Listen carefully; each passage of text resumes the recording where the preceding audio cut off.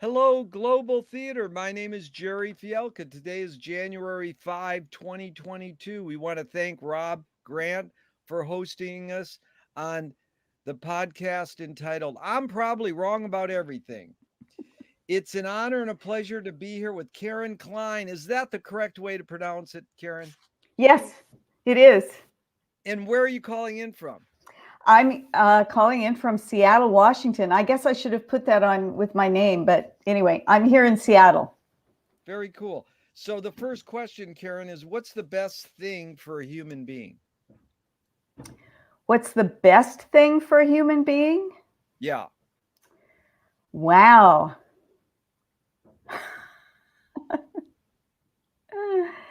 Wow.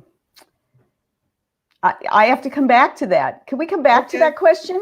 Yeah, Of maybe at the course. end I'll have a better answer for you. The beauty is a lot of the questions we circle back around, so you don't have no worries at all. What's Yeah. your favorite form of information? How information comes into you? My favorite form, honestly, was probably the book. S- Printed matter, yeah. Printed matter, yeah. Even though I obviously love films, when I'm looking for information, I'm probably going to go to a book first. So, Did yeah. did you grow up a reader because your parents were reading? They told you to read or on your own? I grew up as a reader, and my parents were readers, but not intellectuals. Um, I started reading at a very young age and read an enormous amount as a kid, a lot of stuff that was way over my head, but I was into it. Saturday mornings, I'd be in bed reading for a couple of hours before I would get up. How cool. And so why do you think humans collect or gather information? I think for it's a way to make sense of the world. And I mean, that's true for me. I'm always trying to make sense of myself in the world. And so getting information is a good way to do that for me. Yeah. Do Maybe you most think humans. Yeah. Do you think this need or want to collect information is more innate in humans or more invented by humans? I think it's innate. Yeah. I don't really have any justification for that, but I do. I think it's innate. I think it's part of what makes us human. Yeah. Do thoughts create emotions? I would say yes, at least some of the time they Yeah. can. Yeah. And then on to thinking. Is thinking more innate or more invented? I would say again, innate. Yeah. Karen, fill in the blank. I don't know what I think until I. I don't know what I think until I spend some time with it. Yeah. Beautiful. Yeah. Can humans think without language? Yes. I think so. I think so. I think so. Yeah. Yeah. I think that's what art can be, right? A way of thinking without language. Yeah. It's Yeah. beautiful. It's actually the nature poet, beat poet Gary Snyder said that poetry is seeing the world without language, then bringing that seeing into language. Yeah. Yeah. Yeah. That makes a lot of sense.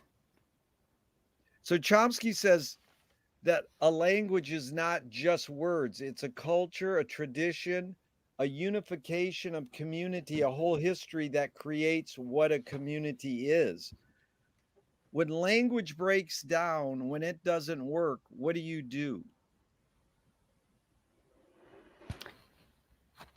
Well, I'm a filmmaker. I mean, I often resort to images, but I also cook.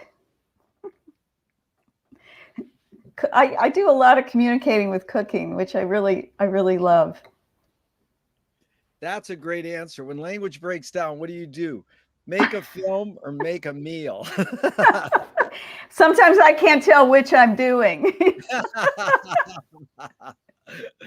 Yeah. Well, we've both been to Phil Hoffman's film farm, and that's the beauty of it is you're camping you're making films and you're making food or, being served great food for the whole week. So it's like all mushed together. Right, right. It's an incredible experience. Do you think humans, just your observations, do you think humans are more thinking beings or more feeling beings? I think more feeling.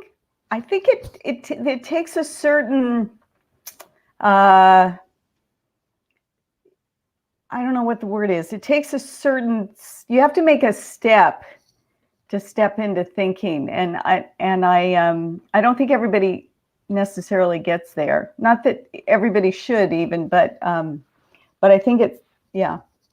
Yeah, it's interesting because Bridget Bardot says, I don't think when I make love. And I was like, good luck. Here's this amazing sensual experience your body can experience. Do you really have to think? But your mind, how do you shut it off? Or it's like meditating. They go, don't think about thinking. It's Yeah. like, what? How Right. do how do you do that? Right. So these two questions from Alan Turing in 1950: is thinking a function of the soul? I think so. Yes, I would say Yeah. so. Yeah. Yeah.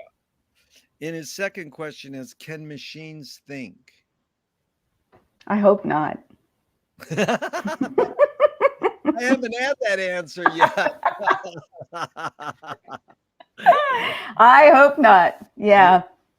I just finished Clara and the Sun, this new book, the author of whom I can't remember, but it's an interesting book about a computer, an artificial intelligence, and not entirely successful. Anyway. Yeah, Yeah. but I mean, what's the parable or story? Is it pro AI or against it or just observing it? I would say in a way it's pro AI, but it tends to impart what I would think of as an emotional intelligence to a machine that I wasn't entirely buying it. Let me put it that way. Yeah. I don't think we're at Blade Runner yet. Yeah. Yeah. But maybe. Well, we're going to get to this really soon, but let's go on. Do you more pursue happiness or more pursue meaning? Meaning, yeah. Does the brain more detect consciousness or create consciousness? Like, is consciousness there bubbling away and we're detecting it, or are we actually creating it? Wow. That's a good one. That's a good one, Jerry. I need to come back to that one. Yeah. No Yeah, worries. yeah. What's faster, speed of light or speed of thought?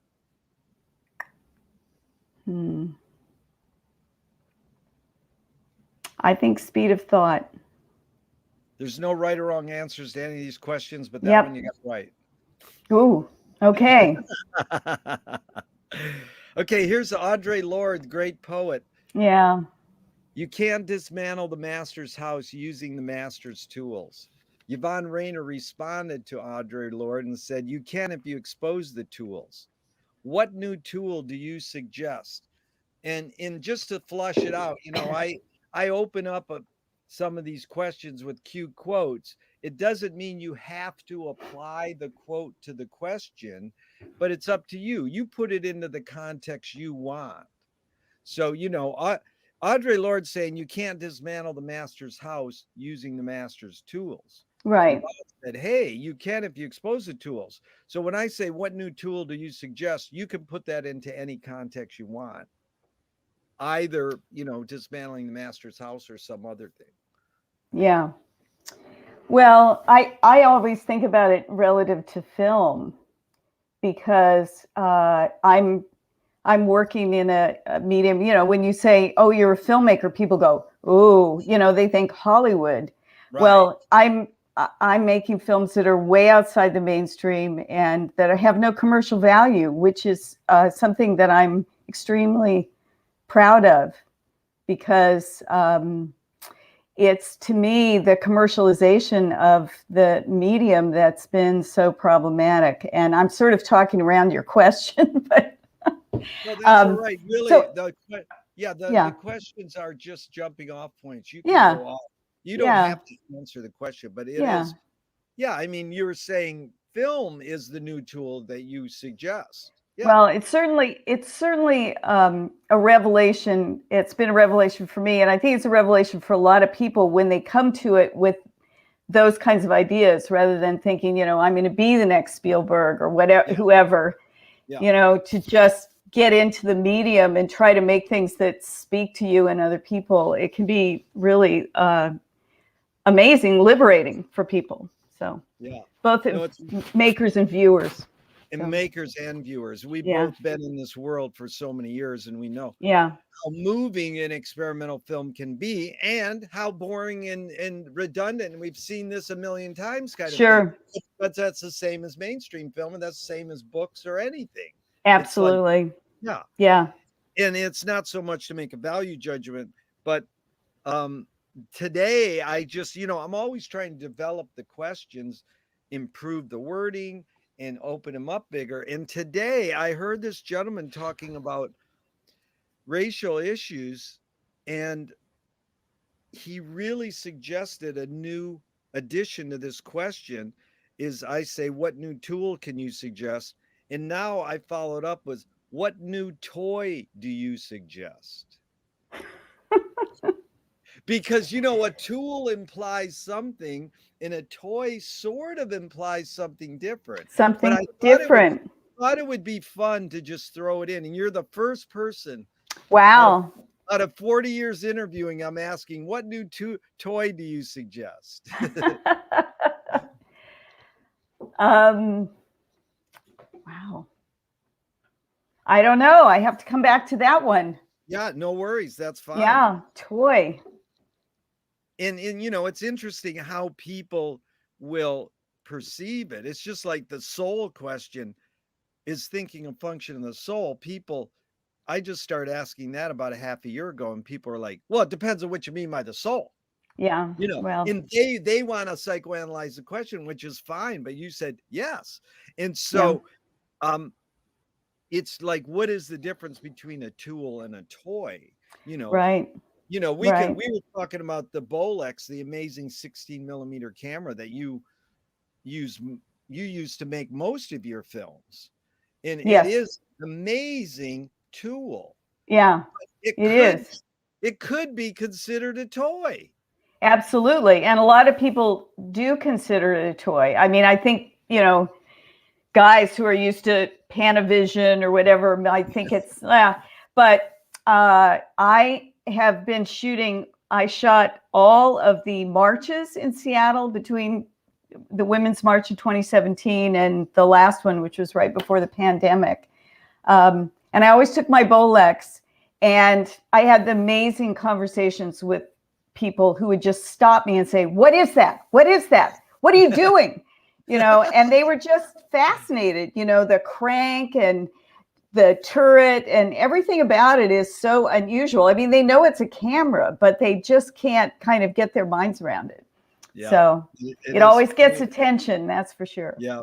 It is an amazing tool. And Yeah. as we were talking before, I encourage everyone to see the film Beyond the Bolex, which is about the history of the tool or the toy, whatever you want Or to the call it. toy. Yeah. Yeah. So Caryn, this is fun. You really get it. What do you worry about when you go to bed at night? Oh man, I worry about a lot of things. I have a 3.5-year-old grandson. I worry about his future. Wow. Yeah, I And do. so what's the difference between worry and concern? Wouldn't you say you're just concerned about your grandson? I mean, how do you differentiate between the words worry and concern? That's a very good question. I think that worry connotes a kind of trying to figure out what to do about it, where concern is kind of a state of mind. Worry is a more active, I think, in a way. Yeah. So That's beautiful, because my mom, everybody said, "Oh, she worries too much," and at her funeral service, I said, "There's a lot of people in this room who worry that Dolores worried too much." that's good. That's good. So this sort of gets into what we could talk about when you brought up Claire and the Sun, the AI book. Is Marshall McLuhan learned from the poet Ezra Pound that artists are the antenna of the race. They're like broadcasting and detecting the hidden psychic effects of our inventions. Like, we don't know what AI is doing to us, but we're sort of embracing it, and we're a little concerned, but we're really never going to know till years and years beyond. And we don't know what film really, how it shaped our behavior, but then they have film schools and we're trying to study these hidden psychic effects. So I asked the question McLuhan asked.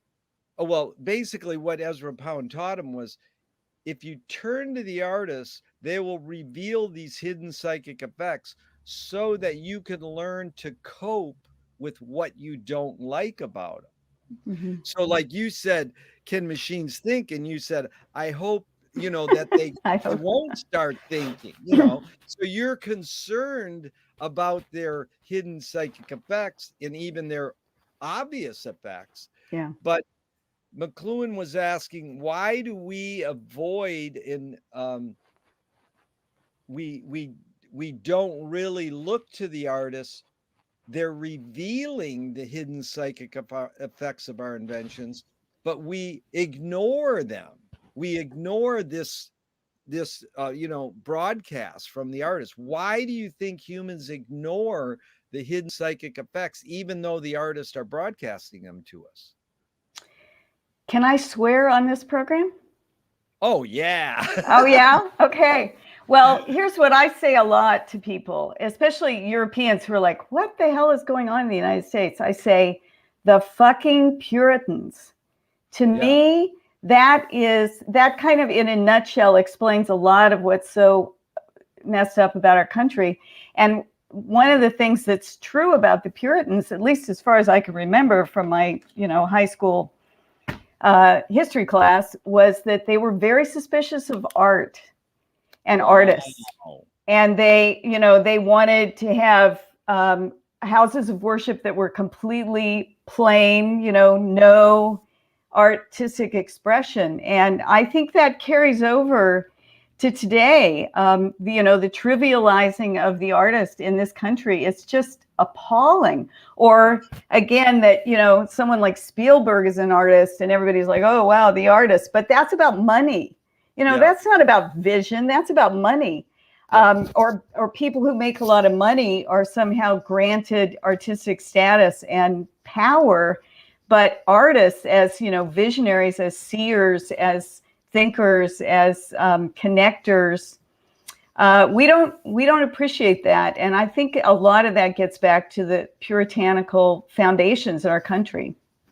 So I'm glad to have a chance to rant about that in public. That is good. I appreciate that. And then I just follow up. Do artists have a moral obligation?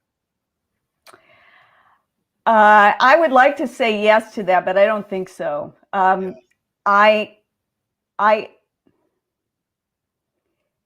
Yeah. I don't think so. But I try to think about that way about my own work. But I think you have to go as an artist where you go, and then you're gonna, if you're doing something that matters, people are gonna talk back to you about it or respond to you in some way, and then you're going to figure out, I think, whether you've moved off of some kind of moral center that's important. Yeah. Yeah. No, I agree, because here's this is a question I just added recently too, because people want to say everybody has a moral obligation.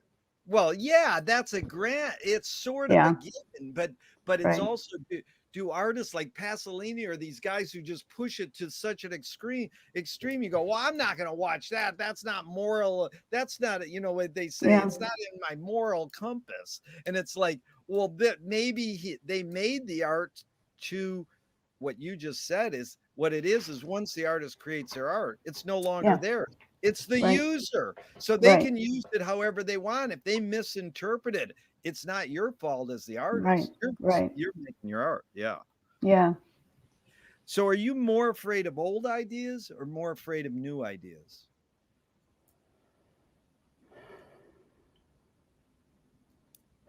I think I'm more afraid of old ideas, especially old ideas that aren't particularly good, but they're sticking around. Yeah. You know, they've stuck around in our psyches, in our cultures, and um, yeah, Yeah, it's an interesting. that's a I good one. Well, no, I appreciate it because I got it from two guys. Or John Cage said, "I can't understand why people are afraid of new ideas. I'm afraid of the old ones." He was But good, John Cage. yeah, Man, I love John Cage. But uh, this other guy, Charles Kettering, he invented the windshield wiper, that intermittent windshield wiper. oh yeah. He says people are very open-minded about new things as long as they're exactly like the old ones. Well, there's that. Yeah. So, Caryn, can you conjure up your earliest memory or one of them? One of my earliest memories is of being in a snowstorm. I was living in Parkville, Missouri, which is a suburb of Kansas City. We had a really big snowstorm. I was probably about 2. And in my little neighborhood, they built, the kids built a snow tunnel. And I went out into the snow and went through it by Wow. myself. That's one of my earliest memories. I have others about that same. I fell down the stairs when I was 18 months old, trying to get to my parents' bedroom, stuff like that. Lots of memories actually from that early period. Wow, that's beautiful. You have those. Now, do you think memory is more a curse or more a blessing? Oh, I think memories are a blessing for sure. I'm so grateful for all of mine, even if they're painful. I'm always shocked when people say, I don't remember anything before I was 5 or something like that. I think, what? It's been really important to me. I don't necessarily mind my memories for artwork, but I'm just really glad they're there. It Yeah. keeps me steady. I love it. The anticipation of your adjective was there. It keeps me, and I love when it gets steady. That's beautiful. And so, tell me, this is two-part. Tell me someone within your immediate family and then outside your immediate family, just briefly, that had an impact on you, sort of like a role model. And what specifically did you get from them? Wow. In my immediate family, it would probably be my son, Tatum. And the thing I got from Tatum was that he is really, what's the word I want to use? He really is comfortable in the world in a way that I have tried to learn to be, but he just was. And that was something that a kind of a lesson. It's a lesson that I continue to take from him. That's really important to me. Well, Yeah. wait, can we stay on that for a second? Because I'm really intrigued. I bet this question's been one of my oldest questions for 40 years. And just a month ago, someone said their child. And it's always been a sister or a mother or Yeah. the dad or an uncle, but it's Right. really amazing that people are saying this. Where do you think Tatum got that? Is that in the Yeah. DNA of you and the dad, or the way you raised him, or which you know, Well, I think he knew unequivocally that he was loved. which I didn't grow up that way, and I don't need to get into the gory details, but I think that's something that has been really important for him.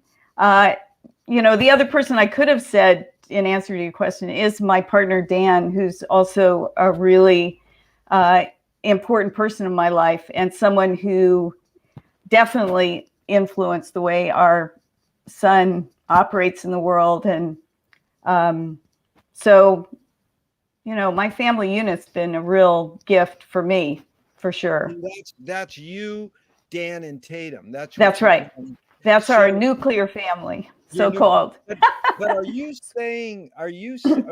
what's your hunch or your inclination that it's more the DNA of Dan and you, of Tatum getting that comfortability in the world, or more the way you raised him?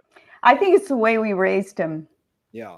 Um, I think it's the way we raised him, and we raised him in a household where there was a lot of art and music around. And I think and he's become a musician himself. I think those are really important. Those were really important values, and people coming and going in our home who were also artists or musicians, and being comfortable with people of all backgrounds, ages.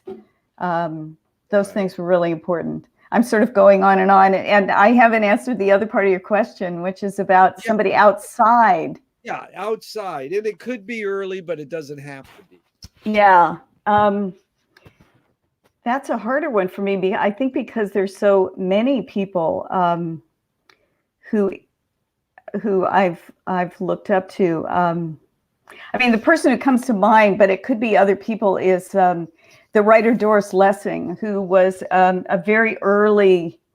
I discovered Doris Lessing when I was in college, and I've read pretty much everything she wrote. And she was somebody who really helped me think about the world and think about the future in ways that were not always comfortable, but pushed me to, I think, be more realistic about the way things were going, and to think globally about, what role I was playing, what role my country was playing, various things like that. She's an amazing writer if you haven't read her Beautiful. work. I've Thinker. heard about her.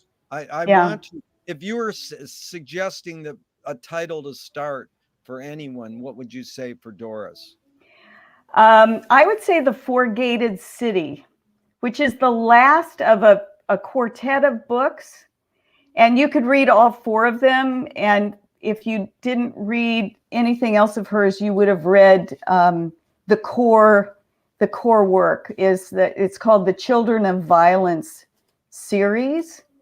And The Four-Gated City is the last of that. But it traces her. She grew up in what is now Rhodesia, or what was Rhodesia at that point is now, I'm blanking on what Rhodesia became, but Right. she was a British, a British child in Rhodesia, and she grew up there and became a member of the Communist Party, and then got married and had kids, and then left her kids and came to England to be a writer. And the things I just was thinking about her, I think partly because I watched The Lost Daughter last night, the new film by Maggie Gyllenhaal that is based on an Elena Ferrante novel. And it has a very similar premise, a woman who leaves her children, and which is, kind of a horror story for a lot of women. If you've had kids, it's both, kind of your fantasy and your worst nightmare. And she did that and writes about it. And, so she's asking you to face things that are hard to face, but that are very human and important. So anyway. No, that was beautiful. Thank you so much. And I have to tell you this, knowing your love of Stan Brakhage and influence on the experimental film world, I interviewed Stan's wife of 30 years with all these same questions. Wow. And it was really fun because when I asked that second part, I go, tell me someone outside your immediate family that had an impact on you. And I stress role model / impact, but she sort of said, she sort of thought and heard who had an impact on me. Mm-hmm. And she goes, Hitler. And I was just like, that is an amazing, legitimate Wow. answer. Yeah. And Yeah. you can isolate, because when I give you this question, you, like I say, you put it in the context you want. And she Yeah. said, growing up, that had a big impact on me. Wow. And Yeah. so, Woo. impact is different than like me saying, tell me someone who had a positive Right. impact Right. on you. I just say Yeah. impact, but Yeah. it was sort of Exactly. mind blowing to hear that. Yeah. No kidding. Wow. She's an amazing woman. She wrote this book that basically Stan dictated his first 10 years of his life to her. And then she just sat on it for 30 years, and then she finally put it out. Wow. So Yeah. it's really deep into that thing Harold Bloom discusses, the anxiety of influence. Like what influenced Stan Brakhage from age 0 to 10 to like sort of contribute to what he is. Mm-hmm. Yeah. Wow. So did your parents raise you a particular religion?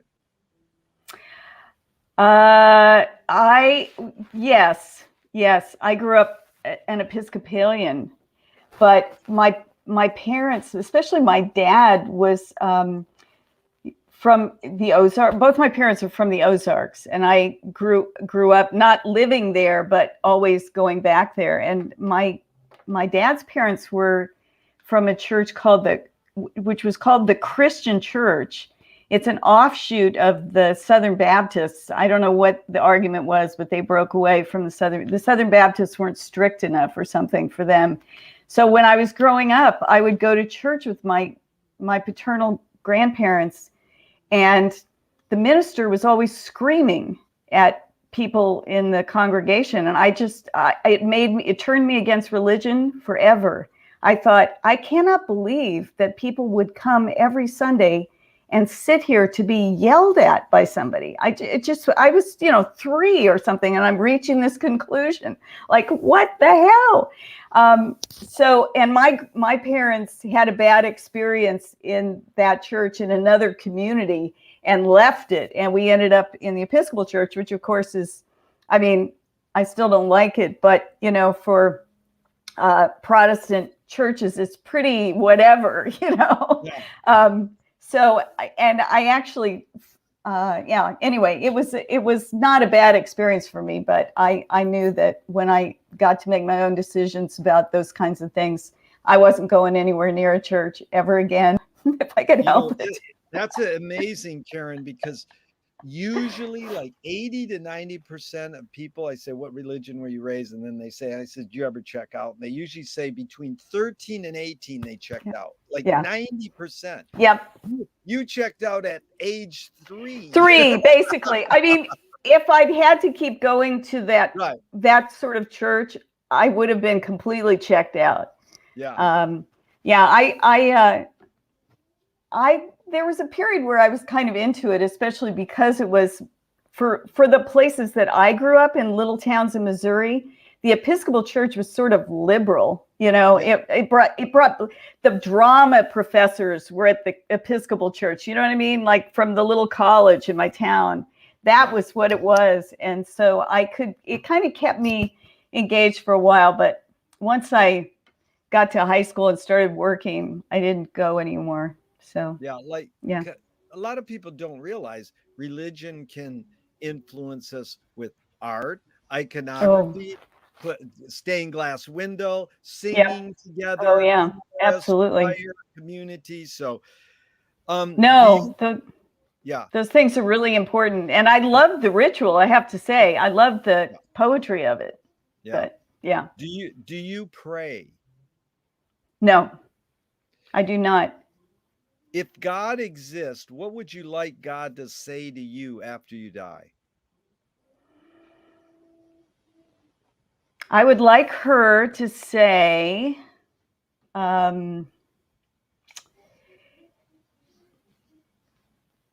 We're walking in the forest together, or something. Just, yeah. That is beautiful. That reminds me of Grace Lee Boggs, who's one of my heroes in political world. Oh, yeah. Grace Lee Boggs is. Yeah. I've asked her. Amazing. I asked her all these questions when. Oh, wow. Yeah, she said when you walk through the woods, you take pruners, so you clip a couple of so the next person doesn't get whapped in the head by the other branches hanging in. That's a really good way to think about it. I always try to take a loop with me, so I can look at things up close. Oh, nice. Yeah, I think having a loop is a good idea too. Pruners in a loop.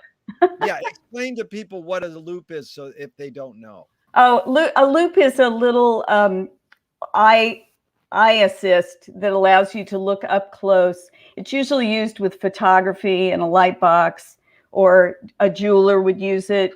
But I use it to look up close at plants and to see the insides of them. And it's just an easy. I have one right here. Yeah, here it is. It's a demo. A magnifying glass. Yeah, it's a magnifying. Yeah, it's a magnifying glass, so you can look up. I can see you really close. Yeah. How cool. Okay. Do evil people exist, or does evil use people as a vehicle? Wow. I would say evil people exist.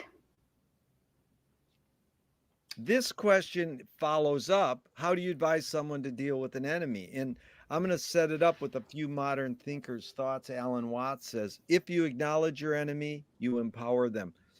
Coppola stole from the mob and the samurais, keep your friends close and your enemies closer.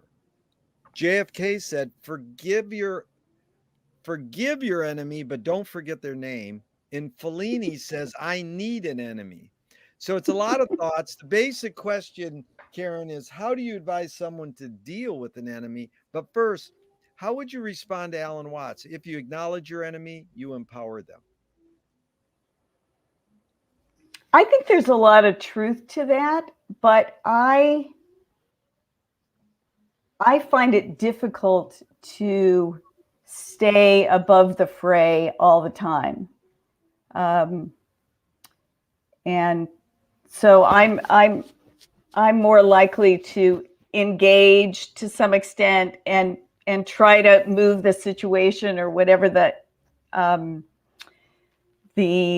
difficulty is with this person, and then to say, okay, step back. Yeah. Which isn't necessarily a good way to go, but I'm confounded by enemies a lot. I try not to have many, but inevitably I do. And I find it confounding. Yeah. I think you brought up a lot of important words there. The American Indians, indigenous people say your enemy is your best teacher. So it's like I can see that. Yeah. To reflect on what the situation is and then use it to move yourself in some ways. Perhaps. Yeah. And then Baba Ram Das said, I'm having a real hard time loving George Bush. Like if all you can do is love your enemies, like, whoa. Yeah, I couldn't go there either. Yeah. So James Joyce had the first cinema movie theater in Dublin over 100 years ago. He basically checked out. He said, this is stupid. Why should I go inside a building and see a movie of a tree when I can go outside and see a real tree? Years later, Faulkner said, sometimes the best fiction is more true than journalism. Why do we have to recreate things in order to get them? Why do we have to go to a theatrical play of people acting out life? Why don't we just live life? Well, I think a lot of times the visions or the situations that those kinds of art forms puts us in allows us to understand things about our own world that we can't understand otherwise. The tree if I film a tree, it may be a tree that you've walked by many times and have never noticed because you're too busy doing something else. But suddenly, because I've reframed it for you as a viewer, you go, oh my God, that tree's in my neighborhood and I never noticed it. That's what's exciting for me. And I think that's also true with more situational art, like in plays, where you may not recognize the situation that you're struggling with until you see it abstracted like that, off where someone else is dealing with it. And that's what art helps us do. I find that I have a lot of aha moments when I'm sitting in the theater or sitting in a movie where I see aspects of myself and I learn something from them. I take something away from them that I can work with. So it's beautiful. Well put. I really appreciate, Caryn. You're really articulate and you're concise. And, I'm curious if you could just walk us through your being raised. At what point are you going, I'm more inclined towards the artistic, calling? And yeah. then, you're basically an educator and an experimental filmmaker, or what do you want to call yourself? An experimental do you call yourself experimental filmmaker? Yeah. Yeah, Yeah. okay. So Yeah. like, so walk us through. You go to high school, you go to college, what do you study, and then when do you go, oh, I want to make films? So just Yeah. walk us through where that tipping point was. And were you going to movie theaters and just watching normal films, or watching, nature films on PBS? And then when did it go from film to experimental film and then to educator? Maybe a longer answer. So if Well, I run over, just give me a shut up. Give me the shut up sign. The shut up sign. So no, go ahead. I grew up without much art in my life because I was living in little towns in Missouri that were really cultural backwaters. I mean, I'm sorry. But there was a lot of nature. So I was always really comfortable in the natural world, which then plays out much later in my life. But I didn't have, we went to drive-ins. There were B movies. It just wasn't, I didn't see an experimental film until I was in college. And probably the first one I ever saw was Meshes of the Afternoon, and it blew my mind. But I just didn't have those things around me. But I was a writer. I was a poet as a kid and continued to write poetry. In fifth grade, we had a poetry box, and you could put a poem in a week, and then the teacher would pull them out. And I loved that. That was the best for me. And so I did a variety of things that were artistic, but I had a hard time really taking myself seriously as an artist. I just didn't make sense to me as a path. And I gravitated toward teaching, which is extremely creative if you're doing it right. And I got a lot out of teaching, but I always felt like I wanted to make films. And I guess I wanted to make films from the time I was in college. But again, it was a hard pathway. I wasn't in a place that had a film school. I didn't grow up using a camera. My dad had a camera, but I was a girl. He never shared it with me. I was intimidated by it, all that stuff. And I actually am a very late in life beginner at filmmaking. I mean, I really got started in my 30s and 40s, and I had a full-time job, a kid, a commute, all this stuff. My husband's an artist, and I had what we in our family call the anchor job for many years. So I had the benefits. I was making a steady income, all of that. And for a long time, I just told myself, well, that's who I am. And it wasn't really until I moved to New York when I was in my 40s. And it all kind of came together for me in a variety of ways, but brought me back to the natural world because New York is so kind of missing the natural world. And I really missed it for the first time. I felt like, oh, I've taken this world for granted, and suddenly I'm living in a concrete jungle and I don't have that kind of access. I mean, yeah, you can go to Central Park or Riverside Park, and that's where I went, but it's not the same as feeling like you can just go out and commune, alone with the natural world. So that was really the impetus that got me going on filmmaking. And at that point, because I was in New York, I had access to the tools I needed to do it finally. So your first film. So you mean you studied education in college, and what did you? No, I never. I was an English major. You were an English major. Yeah, And I so was an English major. you were studying. Your anchor job was teaching what to who? I taught English, and English is a second language to community college students at first, and then to university students. I was at the Evergreen State College in Olympia for a number of years. And by the time I went to, it's a complicated story. By the time I went to Evergreen, I had gotten into media literacy, really kind of segueing from teaching communications more broadly, English and communications, and really working with Neil Postman's Amusing Ourselves to Death and things like that. So, no. You worked directly with Neil? No, he was that book in particular was a big influence on my thinking. Yeah. Yeah. And McLuhan and others. I mean, there were a lot of people that helped form my thinking about that. So it was a segue that I made into talking about media in a critical way, and then wanting to make it myself. So it kind of was ass backwards in a way, but anyway. No, that's a great McLuhan line. A half a truth is still a lot of a truth. It doesn't matter how you get there. I mean, I learned the blues because my sister brought home Led Zeppelin 2, and then I learned the blues. It's like, so what? It doesn't matter how I get there. I got there. Yeah.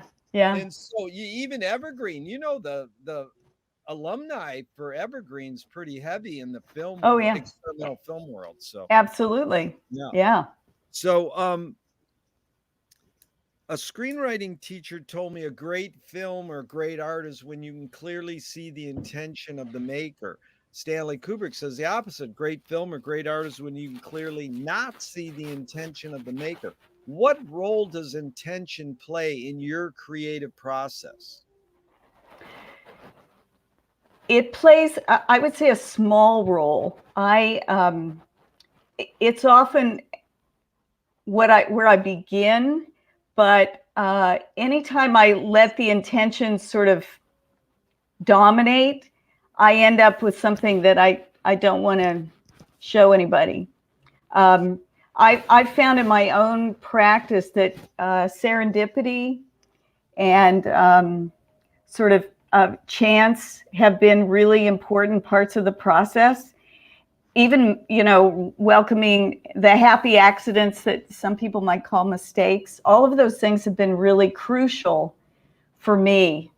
I could never, I know people who are such perfectionists, if everything isn't absolutely seamless, they don't want to show it or something. And I'm not that way at all. I have a film that's all mistakes. I mean, that I'm so proud of.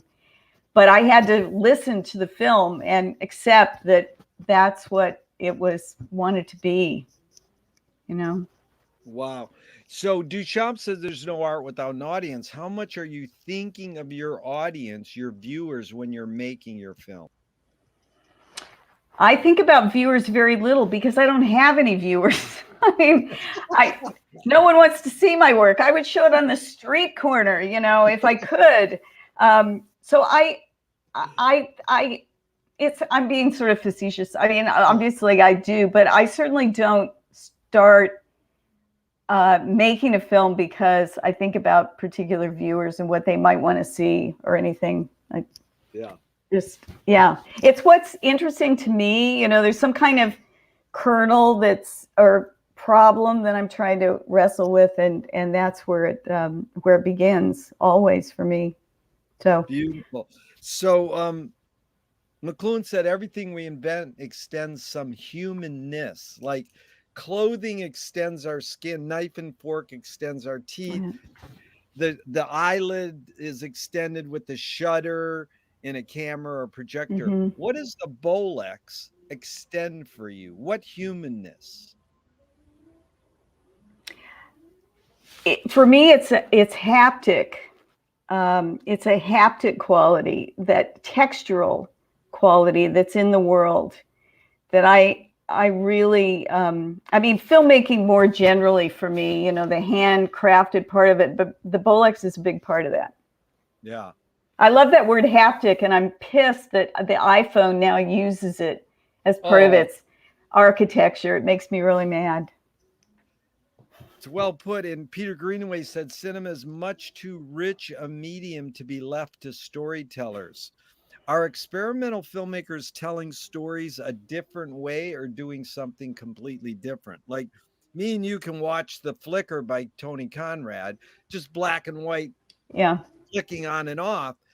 We could both have a story go through our head, but it really, you know, you could sort of say he didn't really intend it to tell a story, but it's a debatable subject. But what do you think of this line about Peter Greenaway saying cinema is much too rich a medium to be left to storytellers? It's not that he's dissing or saying storytelling's not good. It's just that it's a moving image medium, and all we've done for 130 years or most of the 100 years of cinema is film plays. Well, I agree with that. I mean, I think there are great storytellers who use film, and I could tell you who some of them I think are, but I also think film is more than that. And to me, it's a real tragedy that so many potential viewers aren't interested in what else is going on or potentially going on with cinema. It's a puzzle that I'm still trying to figure out, you know, where the people who will go out to see abstract 2D art in a museum or a gallery, but won't watch moving image work that's doing some of the same things. It's a puzzle to me. It's like the difference between the novel and lyric poetry. I mean, to me, there's so much going on in lyric poetry that's very similar to the way I think about experimental filmmaking. But no, that's good. We're gonna haiku, those kinds of things. We're gonna get to poetry too, because I'm glad you brought up your interest in poetry. But just to stay on film a little more, what are the services and disservices of marginalizing experimental film? Jackson Pollock was on the cover of Life magazine in 1949. Normal humans in America could start forming as aesthetic on experimental painting.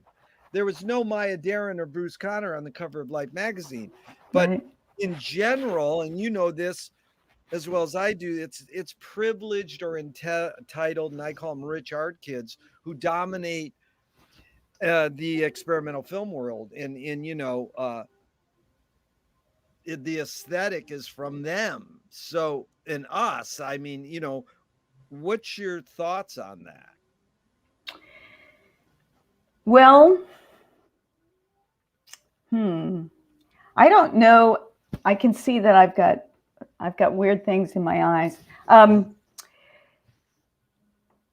That rich art kids dominate the experimental film world. I think they dominate all of the art worlds, unfortunately.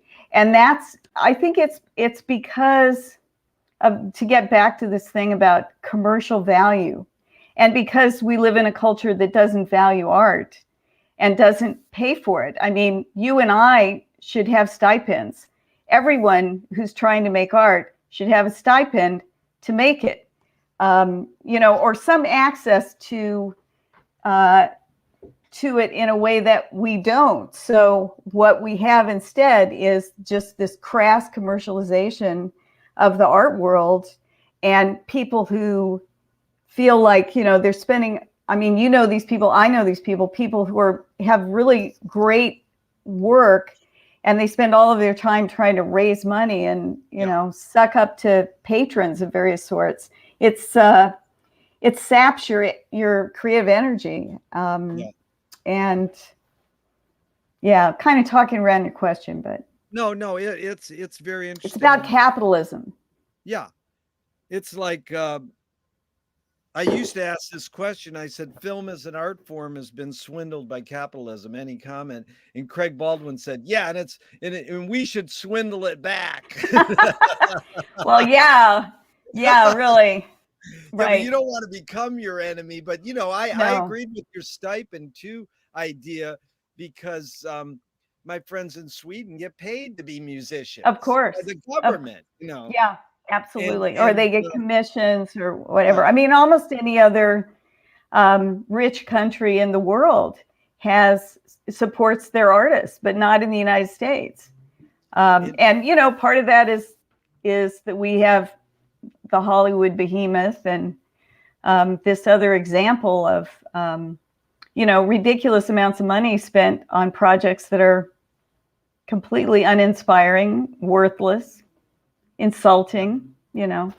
And it's interesting because poetry and experimental filmmakers, you can't make your living doing it. Even though Phil Solomon, I asked him all these questions, and he goes, I'm a professional experimental filmmaker.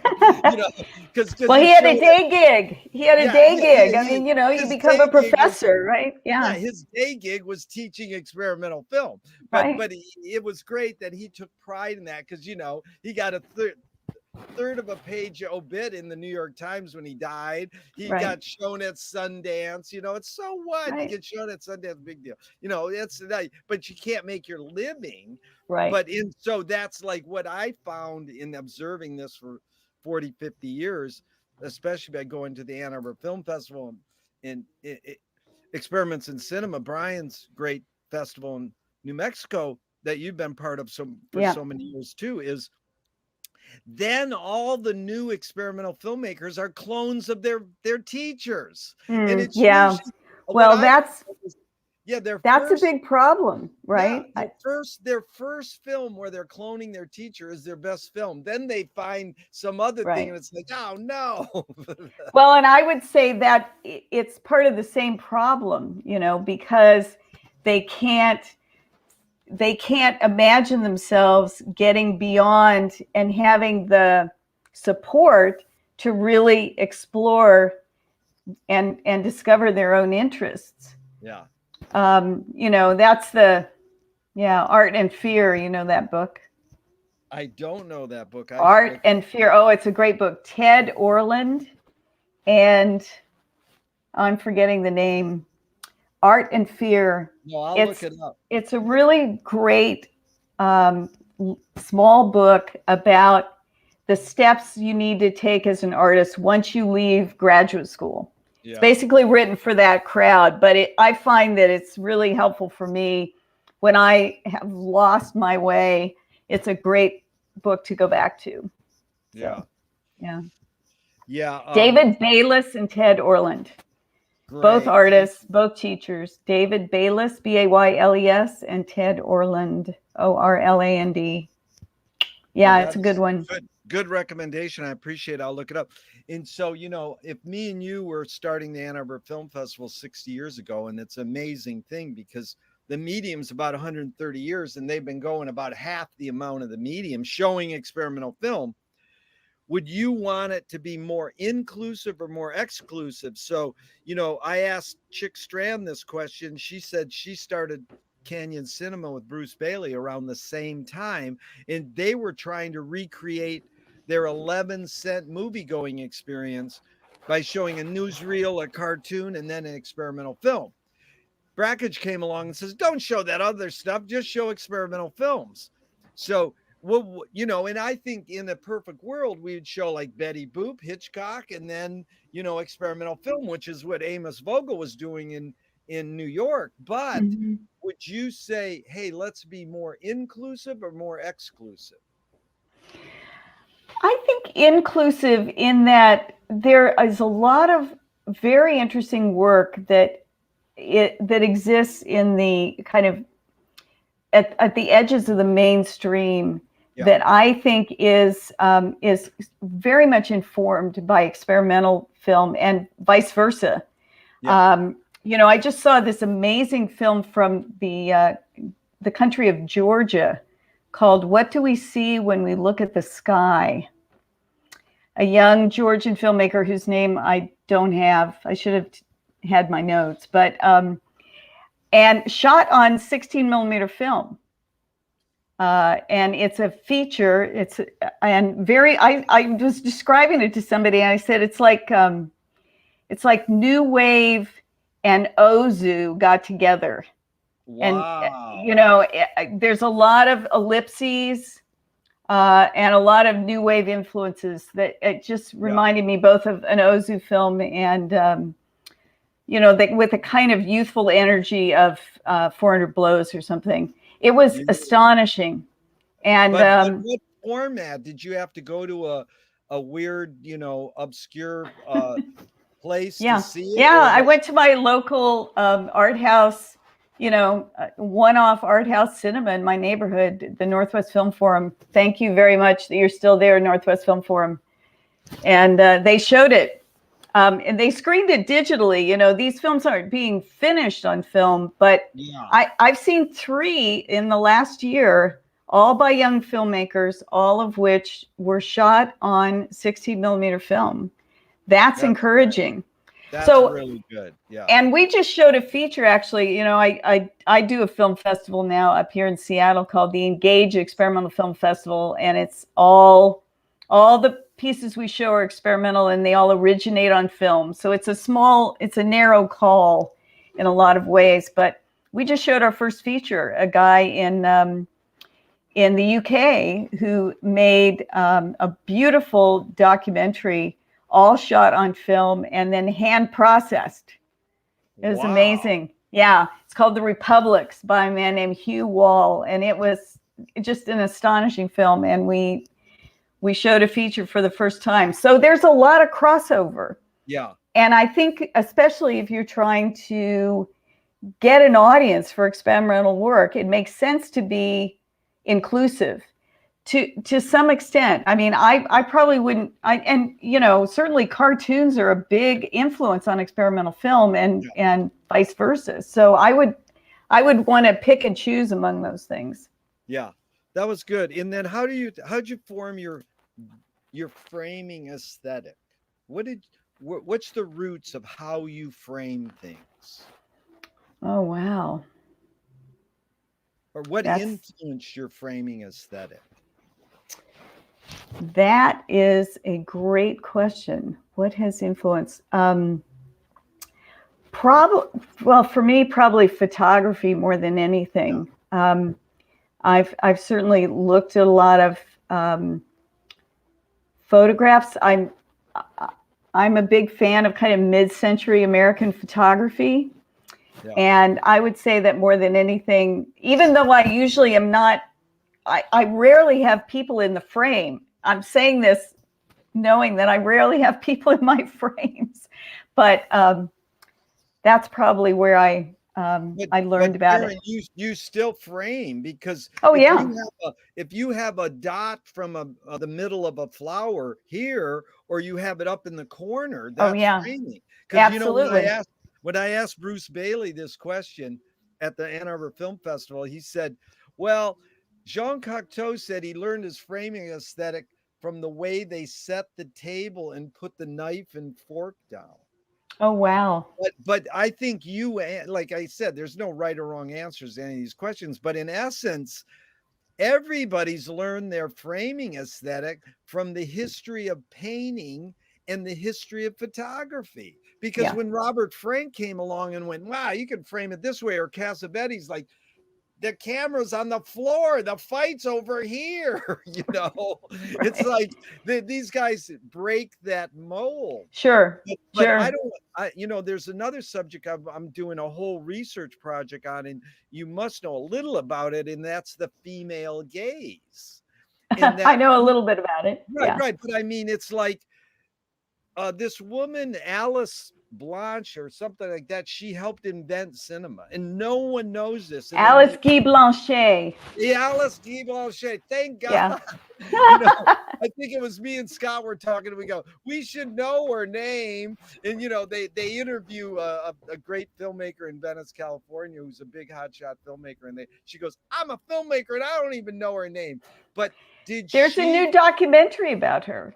That's what I'm saying. Yeah. The doc Yeah. is, I Yeah. haven't seen it, but I've Yeah. studied It's good. the trailer enough to know, why didn't I know about her? Yeah, I contributed to the Kickstarter campaign for that film. It's beautiful. And Yeah. the point is that, and Nina Menkins, I've interviewed her with all these questions, and she's doing a big thing about the female gaze. Yeah. And I'm doing about all gaze, like the Zoom gaze. It's like you can tell when people are checking their email when you're interviewing them. Exactly. Exactly. This one woman said, I'm checking my email. Yeah. But anyways, the point is that even Alice probably was raised with photography and paintings that were mainly by males. Right. So right. Did she go, oh no, I'm gonna look a different way? Well, of course, you want to think that, but really, we're brainwashed to believe, this framing is like, this is why filmmakers do this with their hands, Right. So the framing, what you really handled that well. So what do you think the motive of the cave artist was? Not like so much what anthropologists might say or what Werner Herzog said in his movie. What's your hunch? Sacred space. Oh, sacred space. Sacred space. Yeah. Which I think is what everybody's looking for when they're trying to create something. Yeah. Yeah. I'm going to turn my light on here for a second. Hold on. So what's more important, conviction or compromise? Conviction. You can always compromise later. You've accomplished a lot. How do you rate these three elements, Caryn? Luck, skill, and ambition. What played the biggest role, second and third? I would say ambition, luck, and skill. Yeah. Good. T.S. Eliot said that poetry is outing your inner dialogue. What language is your inner dialogue in? My inner dialogue is in the language of plants, whatever that is. Botanicals. Wow. Yeah. Wow. That's my inner dialogue. Yeah. That is good. What's the function of poetry?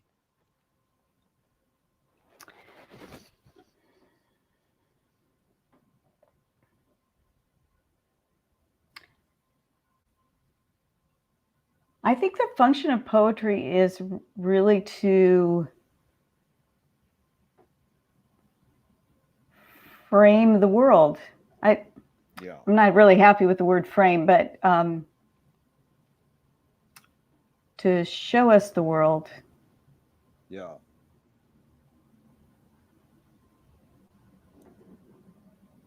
George Manupelli, the founder of Andover Film Festival's mantra is ignore yourself. Jonas Mekas says there is no self-expression.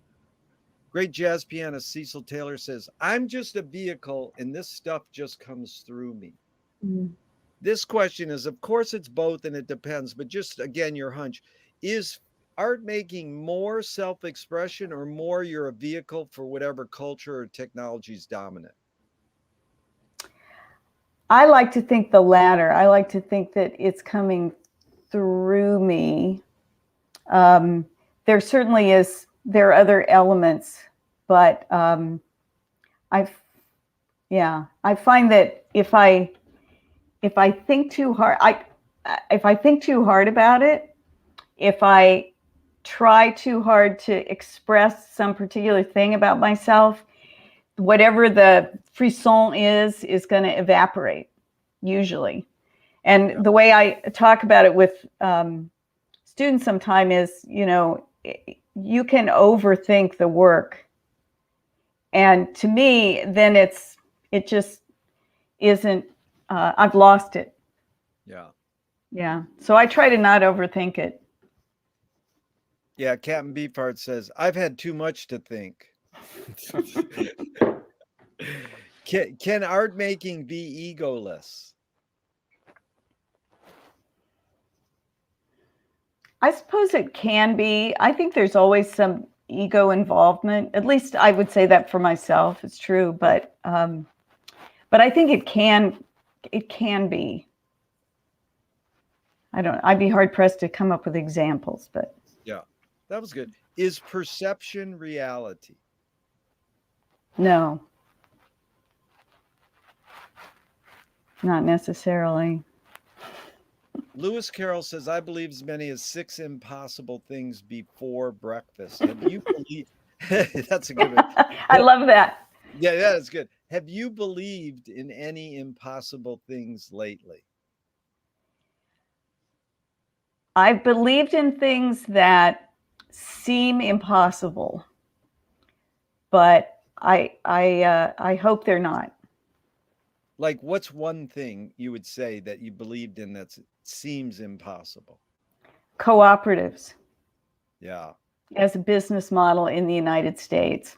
Oh, yeah. Soon, way overdue. Yeah.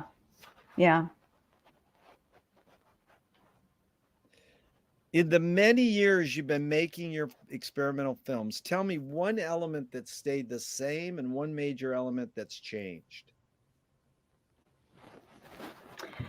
What stayed the same for me is that the plant world continues to inspire me on almost every film. Sometimes I'm doing something that's where it's at the periphery of what I end up making, but I'm almost always inspired by the plant world. So that has stayed the same. My techniques have changed over time. I just approach things differently. Sometimes I'm shooting with the Bolex. Sometimes I'm building everything by hand. Sometimes I just take it straight to the transfer station from whatever I've hand built. Sometimes I'm in the optical printer. Those kinds of things always change, and I'm not sure how that process is going to evolve when I start a project. Wow. Moshe Feldenkrais works with healing and movement. He says it's literally possible to identify a weakness and incorporate it to become a strength rather than we're normally taught to overcome a weakness. Tell me a weakness you turned into a strength. Well, I have compromised eyesight. I was recently on a project where one of my eyeballs kind of blew up with, I had a detached retina. And I'm figuring out how to work with that rather than against it. And it's meant that I'm doing more handmade work. I still love shooting with a Bolex, but I'm doing more and more by hand, partly because it's easier for me to see what I'm working on. Beautiful. That was well put. Anger can be a productive emotion when fill in the blank. Anger can be a productive emotion when you have some control over it. Nice. Yeah, when you have some control over it. Yeah. What's the most significant difference between men and women, physical aside?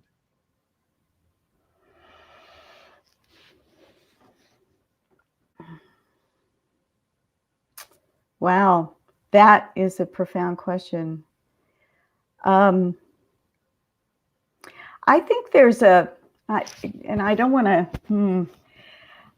I think I've noticed that there's a kind of caretaking that seems to be more in the realm of a lot of women I know. Yeah. I mean, things like sending cards, being in touch in a way. Yeah. That kind of being in touch, I think. Yeah. That's my mom. My mom taught me that. She goes, you write a card after you get a gift and you say, dear grandmother, thank you for this gift. And it's that gratitude. And I loved your words, so caretaking. Caretaking. Yeah. Yeah. And for all the caretakers of the world, who are taking care of people, it's amazing. Yeah. So there's a line that goes, you create what you resist, or Bob Goldthwait, the comedian, morphed it into, you are what you hate. James Joyce said, it's a curious thing that your mind is super saturated with the religion in which you say you disbelieve. But Louis Buñuel nailed it. He said, thank God I'm an atheist. So what do you think of this line? I'm not trying to convince you it's true, but you create what you resist, or one creates what one resists. Any thoughts on that?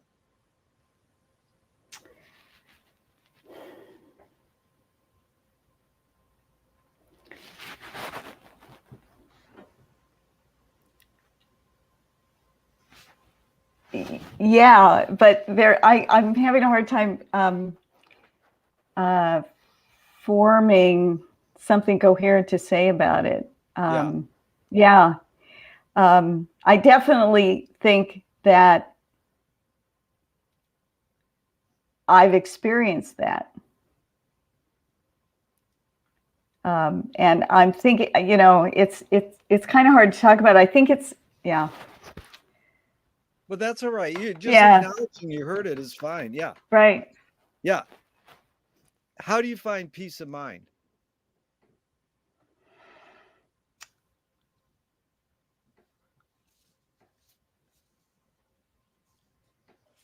This is, I'm sort of embarrassed to say this, but it's really true for me. Yoga. Embarrassed?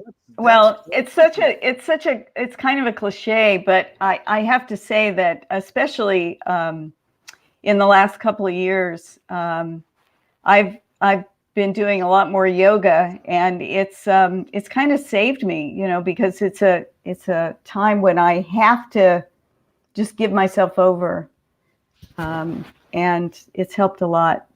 Kept me mentally sound, I think. Yeah. Or as close to it as I can get. Yep. Well, I would say there's a great McLuhan book called From Cliche to Archetype, and it's like yoga is like the greatest thing in the world. I mean, I don't understand why we weren't taught yoga from day one. And absolutely. Activity in any setting, a factory or a school. Right. Absolutely. Because I think there's a line on one of your websites or one of your emails that said breathing brought to you by plants. Right. That's Robin Wall Kimmerer, the woman who wrote Braiding Sweetgrass. She's a really great teacher. Well, that's an interesting comment, because I totally agree. And I think, like, literacy in general, it's a really powerful concept. And to me, if we had media literacy, numerical literacy, and a kind of physical literacy as part of what we learned when we were really young, it would be amazing. The way we could be in the world, ourselves in the world. These are all aspects that we're missing out on, and that are hurting our culture. Yeah. Because we're missing out on them. Yeah. Yeah, I think it's just like called raising awareness. If people were aware of what conscious breathing is, yoga is, everything, experimental film, poetry, because the word that the Eskimos have to make poetry is the same word means to breathe. Yeah. Yeah. And one of McLuhan's favorite lines is, the Balinese have no word for art. They do everything as well as they can. Right. Right. Exactly. Yeah. Yeah. Yeah. So if you were walking down the street today and you met yourself as a 12-year-old, what would you say to your 12-year-old self? There's hope. There's art. Yeah. Oh, 12 was like painful for me. Painful. Yeah. I would say I would be encouraging. Yeah. To that young woman. Can you forget to die? Yes. Beautiful. Which way should toilet paper come off the roll, over or under? I have an argument with my son about this. I always thought it was under, but he insists it's over. And, I think it depends on where it's located. I think it has to be situational. So I would say it depends. Well, you tell your son that Jerry's favorite bumper sticker is "Question authority, but not your mother." I'll tell him that. If a publisher was to release your autobiography off the top of your head, what would the title be?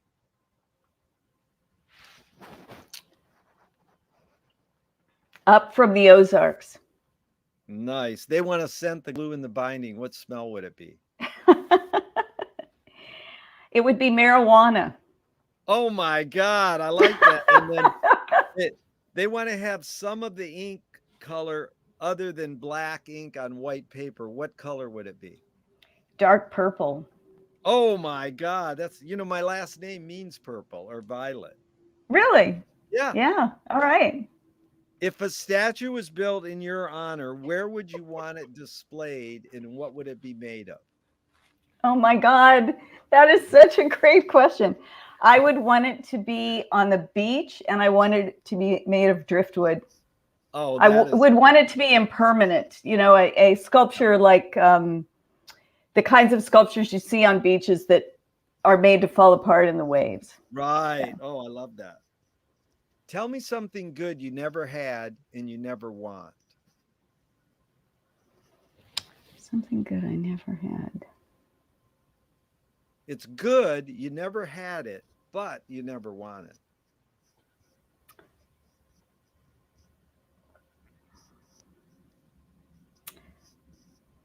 I guess a really expensive beach house. Yeah, very good. So these are 5 questions from Alan Watts. They're just really quick and just off the top of your head. Who started it all?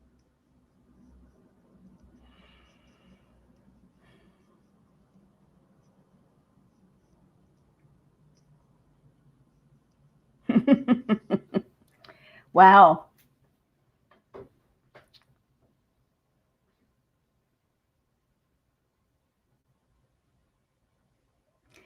I would say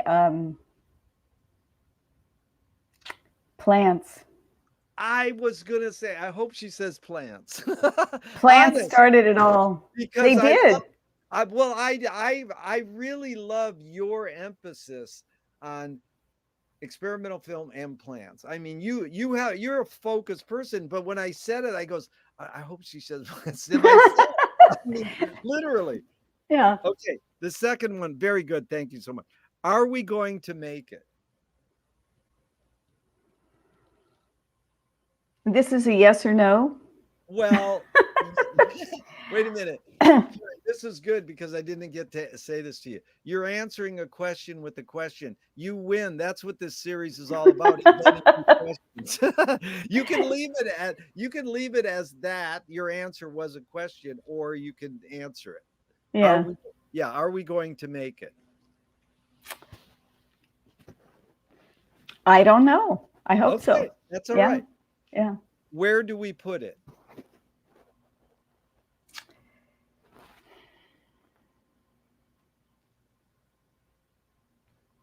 In the ground. Beautiful. Who's cleaning it up? Women. Is it serious? Deadly. Wow. I've just got a few more, Caryn. This has been totally enlightening. You really got what I'm about. And you know, I'm curious. This question sort of entails a lot. It's Joseph Beuys said, make the secrets productive. Lou Welsh said, guard the secrets, constantly reveal them. But it was Thornton Wilder. He said, art is confession. Art is the secret told. But art is not only the desire to tell one's secret, it's the desire to tell it and hide it at the same time. Mm-hmm. It's a beautiful quote, but you've laid your cards on the table for 90 minutes. I'm grateful. I'm not implying you haven't answered this, but what's it really all about for you? Well, for me, I really love that quote because I think that's what finally allowed me to become an artist, was to let go of thinking that I needed to tell the truth about my family and to continue to speak about those things, but in a completely different way that is an interpolation of the things that I felt like I couldn't talk about directly, and that it wasn't productive to talk about them directly, not for me and not for anybody. Yeah. So, yeah. No, it is interesting because it's like you said, coming to almost self-declaring yourself, I'm an artist, came later in your life. And it was like you needed to suss this out to get to that point. And then you've done it so well. And you're not like a sellout. You stay true to your art form, Yeah. And it's Yeah. like, it's like Brian Konevsky said in Ann Arbor one year. He goes, this looks like a Nike commercial, experimental film. There's a fine line sometime, Right. The guy Frank Morris, who made Frank film in '73, won an Oscar. The TV companies came to him the next year and said, oh, will you do the credits for Rhoda, the TV show, the same way? Right. Goes, Right. no, I don't want to. And then they just copped his style and did. And he was like, so what? I didn't invent this style. I got it from Stan Vanderbeek and he got it from Kurt Schwitter or whatever. Right. And it just goes back and back, Right. So it's like, just passing the torch and in upholding what I like, what Warhol says is, don't worry about what people think of your art. Just keep making it. Yeah, absolutely. And showing it. I showed some of my work to my then 2.5-year-old grandson. And, there was some stuff that he was like, no, I can't do it. But he dug some of it, really. Yeah. He got it, That's beautiful. Yeah.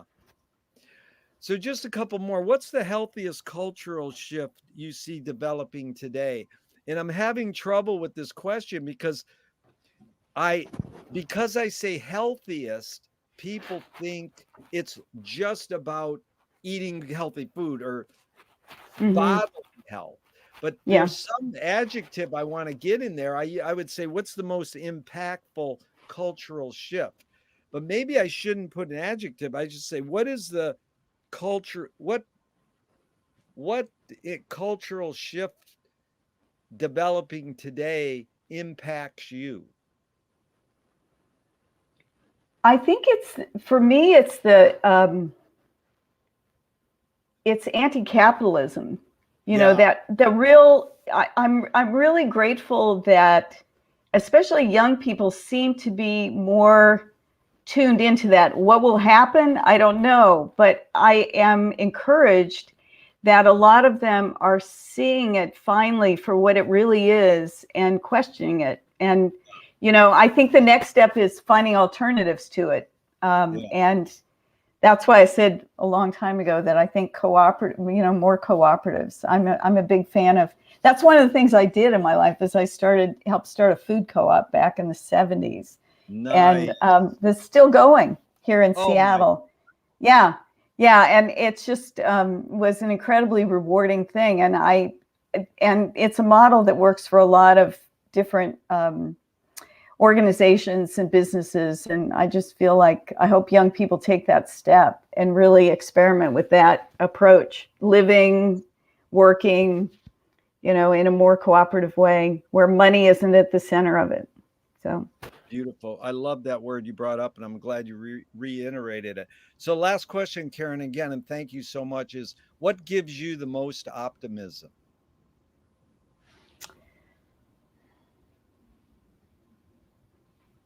plants. Wow, back to plants. I know. It That just, is so I, beautiful. it's, you know, I walk in my neighborhood and I see things that just are really astonishing and you know, in the most ordinary Yeah. situations. And that always encourages me, Yeah. you know. So So I look more at plants. I look can't more at say it enough. plants. That's beautiful because Look carefully at plants. Yeah. carefully and more, because I was raised with the mom said, okay, go grow your garden. So, it became a chore. Go weed your garden. So then, I actually have Right. a place where we have some garden space. So I don't really want a garden, but my wife will plant some flowers here, and she got these little logs that grow mushrooms. And man, I'll be sitting outside looking, and it is just like the greatest thing in the world to Oh watch yeah. your garden grow. Whether it's wheat, I mean, in California, it doesn't matter. It just grows. Yep. And it is amazing Yeah. what humans can get from plants. I mean, Yep. it's a simple word, plants. Right. Right. And Yep. if people aren't aware of it, you could actually make cool experimental films with plants. Absolutely can. Many people have done it. In Caryn's Living Truth, all you got to do is go to the website we list here, and you can watch them. You can watch them. Yeah. That'd be great. Okay, Well, this Caryn, is wonderful. Thank you, Jerry. It was so much fun. it was a lot of fun. You really got it. Thank you so much. Thank Namaste. you. All right. Take care. Bye. Bye.